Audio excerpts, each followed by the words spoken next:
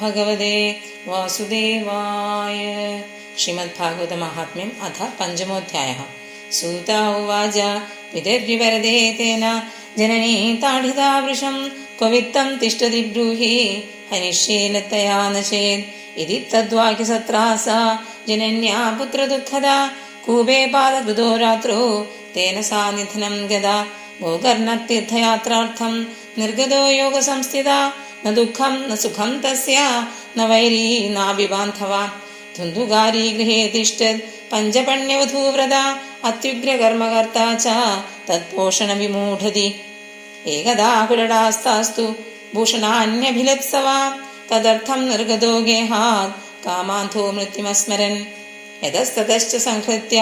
വിത്തം വേശ്മവിനർഗതാ താഭ്യോ യേശ്ച സുവസ്ത്രാണി ഭൂഷണാനി കിയന്തി ച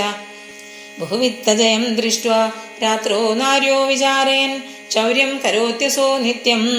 അതോ രാജാ ഗൃഹീഷ്യതി വിത്തം ഹൃത്വാ പുനശ്ചൈനം മാരീഷ്യതി നിശ്ചിതം അതോർത്ഥാ ഗുപ്തയേ ഗൂഢം അസ്മാഭിः കിം ന ഹന്യതേ നിഹത്തേനം ഗൃഹീത്വാർത്ഥം യാസ്യാമോ യത്ര കുത്രചിത് ഇതി താ നിശ്ചയം കൃത്വാ സുപ്തം സംബന്ധ്യ രശ്മിഭിः പാശം കണ്ഠേ നിധായാസ്യ